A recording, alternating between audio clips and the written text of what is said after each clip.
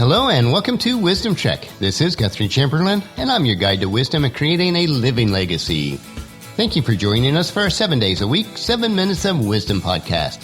This is day 158 of our check, and yesterday we looked at why life is like a triangle.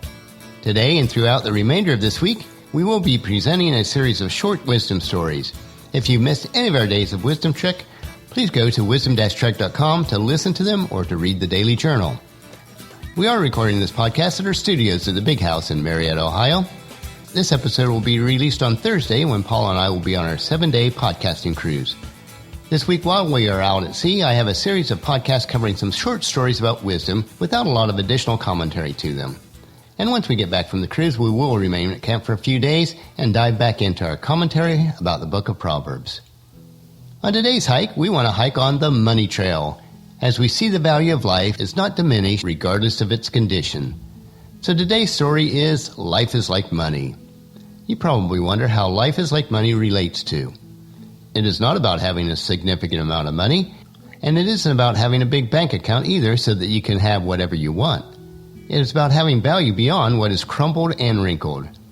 Instead, life is like money because unless it is destroyed by fire, it always has the value no matter how crumpled it is, used, or if it's stained with coffee or even magic markers or crayons when used by children thinking that it's something to draw on.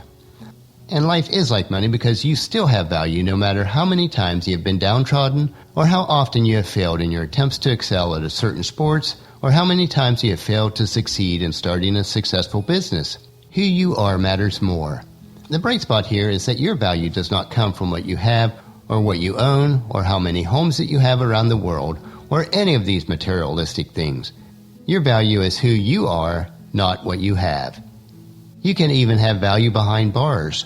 Even if somebody is in prison for committing crimes against humanity, it does not lessen their value at all.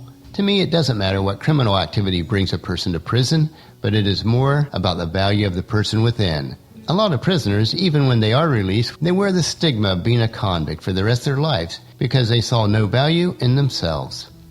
Even failure does not diminish value. Many people who have failed often devalue themselves, thinking that their failure demonstrated that they should never think of having more than that they've had in the past.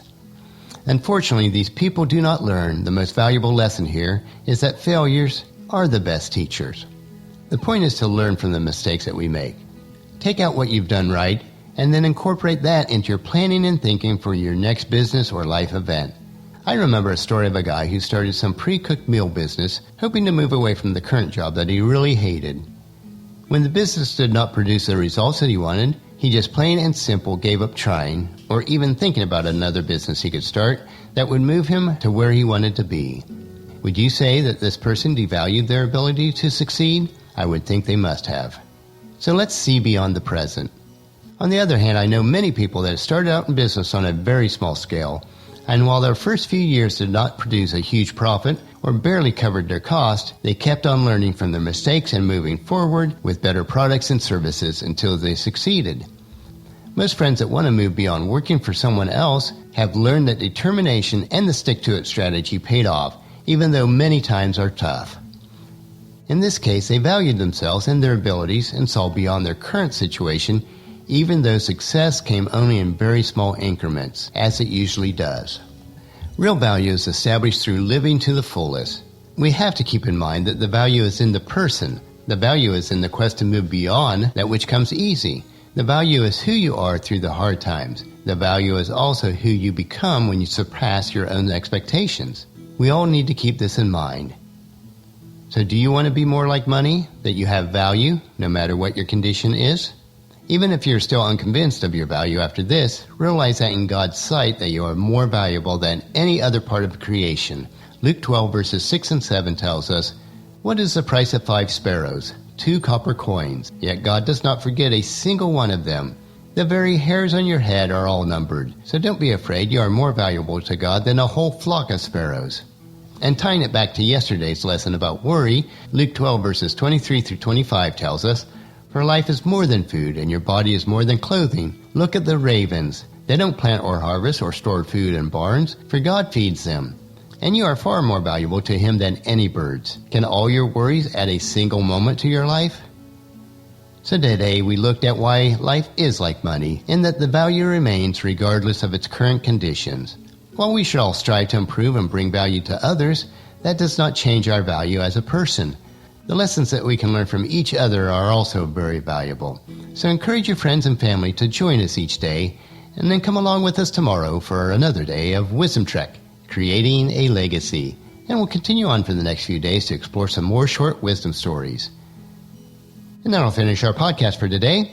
Remember to listen to your daily dose of wisdom at wisdom-trek.com or subscribe at iTunes, Stitcher, SoundCloud, Spreaker, YouTube, or Google Play so that the episodes will be downloaded to you automatically each day.